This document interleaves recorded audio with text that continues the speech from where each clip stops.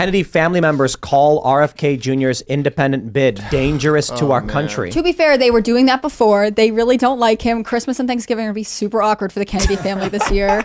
Yep. They can strip votes away. Can you imagine, like, having Thanksgiving with your family and you're a former governor, your brother's a senator, your other brother's running for president, and you're just like, you shouldn't be running for president. It's like, well, it's like, guys, no politics at the table. Yeah.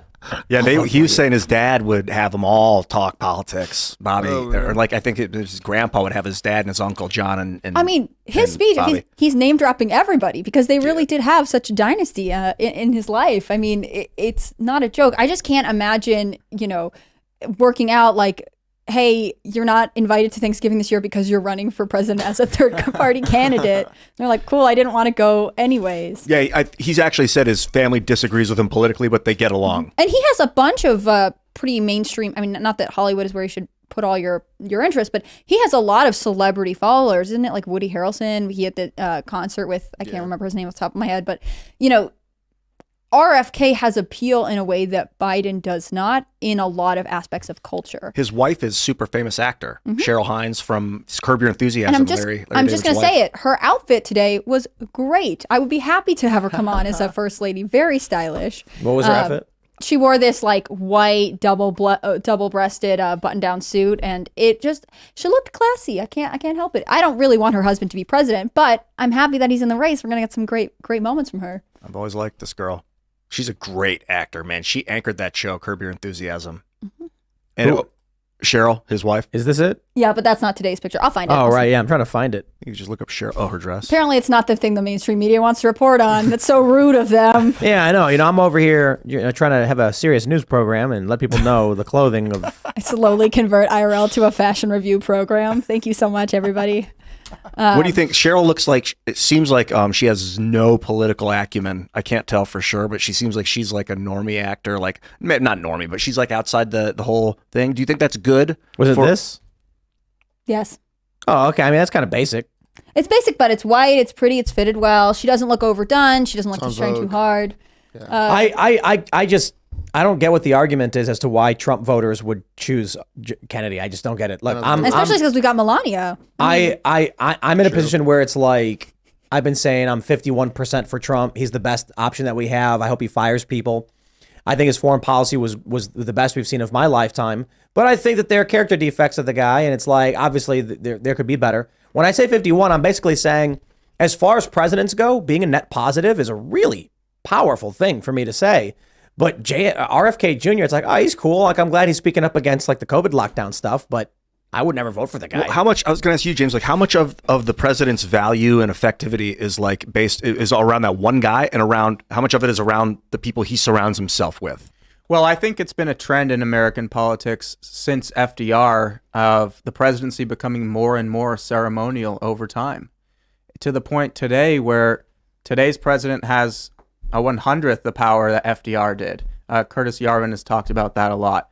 The deep state has become a massive problem, and the people truly pulling the levers of power are kind of this expert class at the top of the bureaucracy that, of course, leans left and is permanent. They have civil service protections, and it makes it hard for a president to control the bureaucracy and control the policy. And it's not just for Republicans, it's for Democrats too, although the bureaucracy just tends to agree with them more. It's kind of just a coincidence. Is that why you got involved with your project with Heritage? Yeah, that's the idea behind Project 2025 at Heritage, actually, which is basically an effort to get the personnel right this next administration, and also an effort to make sure that the bureaucrats that have the true levers of power in our bureaucracy are able to be held accountable. That doesn't mean we're going to fire all of them, but if somebody is obstructing policy, it's making sure that person can be fired. Because, all these candidates love to talk about what they're going to do, but if you don't first get the bureaucracy under control, you can't do anything else. So I imagine the president's pretty neutered when it comes to that, but what with a good staff, with a good, like, what would be an example? Like, what are the top 3 or 5 roles that the president would need to surround him or herself with? Like, what are the top 5 powerful roles that they would pick and put? I know chief of staff would be one of them. Chief of staff is extremely important. I don't think it's necessarily the roles. I think it's the actions the president would need to take. There is a massive barrier between the president and his own cabinet secretaries. So there's a White House bureaucracy within the White House itself. And they kind of serve as this management barrier where they tell the president's cabinet secretaries what to do instead of the president directly. And this management bureaucracy was created under FDR, and it's only grown bigger and bigger. So I think the next president needs to do things like kick the National Security Council permanent bureaucrat staff out of the White House on day one. Do things like that. Make sure that your cabinet secretaries are being told by you solely what to do. There's too many middlemen that the president has. So if you cut down on these layers of bureaucracy and tell your decision makers exactly what to do, that's kind of the way of managing it. And the other thing is, the president needs to delegate less and follow up more. That's the key to all of this, because these bureaucrats thrive in the shadows. They don't want to be confronted. True. Yeah. If the president and his cabinet secretaries dig into these agencies, they are going to figure out how things are really run, and they're going to get a better handle on this stuff. Why did FDR create this managerial class? Why did he put people in the middle? So FDR was spinning up all these new agencies in the 30s during the New Deal, and he wanted to put in place a system that would last after he left. So he did this thing where he got all these progressive academics to come up with a plan for how can I better make this administrative state work. And these progressive academics based their plan on the monarchies in Europe, which had massive bureaucracies when the United States didn't. And FDR took their plan and he implemented it. And so it's this idea of a permanent expert class, an expert class that keeps the policies going no matter who the president is. It's the antithesis of democracy. Was it because he was getting bribed by like special interests and it was like favors, or was it because he couldn't run the government properly to win the world war that he needed to fight? What was his motivation? Like, I think it's ideological more than anything else. It's just always been this left-wing idea that we need government by an expert class. Yeah, it's like the managerial revolution. Mm-hmm. That's what people refer to it as. So what are you guys specifically doing to combat this issue? So there's a lot of things the president can do, but basically all the tools the president has are in the Civil Service Reform Act of 1978, which actually was passed by Congress to help the president better control the deep state because it had become such a problem. And it created an agency called the Office of Personnel Management, and they're supposed to manage the bureaucrats. But what's happened over time is that agency that was created got captured by the bureaucrats themselves. Yeah. So it's totally captured. So you have to take back that agency and then use the legal authorities that you have, which there are many. People know about the Schedule F executive order. They're familiar with that. That's one of like 10 things the president can start to do to hold the bureaucracy accountable. so you think going in and firing everyone maybe is not the right move, but to go in and be very selective about who and what to remove? Or do you think more of just a broad sweeping 75% reduction of the workforce among the managerial class? What do you think is more effective? I think you need to do parts of both. So you need to do reductions in force where you get rid of these non-essential workers, the non-essential bureaucracy.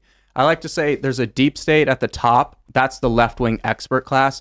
But then there's like the DMV state below them. And these are like the millions of unionized civil service protected employees. It's 2.25 million employees, and the president can only hire and fire at will 4,000 of them.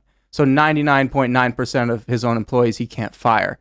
So you have to, get rid of the non-essential ones, and you can use reduction force exercises, which is just a fancy term for mass government layoffs, to do that. But then at the top, it's more, picking apart certain places where the bureaucracy has a hold, like the State Department. You need to go in and tear that place apart. If people are resisting, you need to fire them. But there's a lot of nuances to it. How would you implement reduction force exercises? You would look at the parts of the federal government that are truly non-essential. And it's funny because we already have a list of these positions. When the government shuts down, all the non-essential workers go home. And We have this list that we like are like, you're not even that important, leave. Exactly. And so you're not going to fire all those people, but what does it being non-essential mean? It means they're non-essential in some way. Yeah. Is there like an You start from there and look at that. Would it be an executive order that would be like, this would put it into action or something? This agency, Office of Personnel Management, would do it. So, for example, on day one, you could say, we're doing a reduction in force to get rid of all the diversity, equity, and inclusion offices across the federal government, and let's just start there. I wish. Let's just start there. I wish, dude. It's a good place to start. That's how you got your job, Serge, right? Yeah, right. That's how I got my job. And that's because you can't fire them individually. You've got to reduce the force somehow. Vivek was. It gets around exactly. It gets I around think the we should civil just service put them all in the Aleutians. Just be like, what is it, Unalaska? Permanent vacation. Enjoy yourself. But I mean, get a nice house. One thing we Aleutians? I can don't do know. is use as an opportunity to develop areas that need development. So by putting them in Alaska, we then have to fund the creation of cities and towns. Most of the people aren't going to want to be there. And so then what we'll do is we'll just, look for oil and things like that in our own land. I think Stalin did that with Siberia. Although I don't think the oil, I don't know if they got treated very well. You pick a place that needs development, Yeah, what is your start putting the offices there? What is your concern with mass layoffs? Like, I know that in Iraq, when we invaded, we disbanded the Ba'ath Party and said you can never serve in government again. And they all formed ISIS, basically. They formed terrorist cells because they're like, what else can we do? We have connections in the They were military. just bored, yeah. we Sorry, got, I have this vision of like American bureaucrats who get laid off being like, well, now we're going to organize into I know. ISIS. I'm not even joking because they've got friends in the military. Their industrial. own domestic terrorism is just laid off. Yeah, they American- join Antifa. Yeah. Trump wins, That's they what- get fired. Now they're broke and they're angry, and then they go become Antifa. Serious- Antifa that is recruitment spikes when we lay them off. Maybe we shouldn't lay them off. That's a very That's what I'm saying. compelling argument. Relocate them first to the Aleutians, as funny. close to Japan as possible. Let me pull this up. Do you think there's a risk that they could form some sort of radical like NGO or The something? Aleutians are Liberia No. for Yeah, bureaucrats. I think we do need mass layoffs, for the record. I think we do need mass layoffs. Thanks for watching this clip from the Timcast IRL podcast. Hang out with us live Monday through Friday at 8 p.m. and become a member over at timcast.com for uncensored, members-only shows exclusive. Thanks for hanging out, and we'll see you all next time.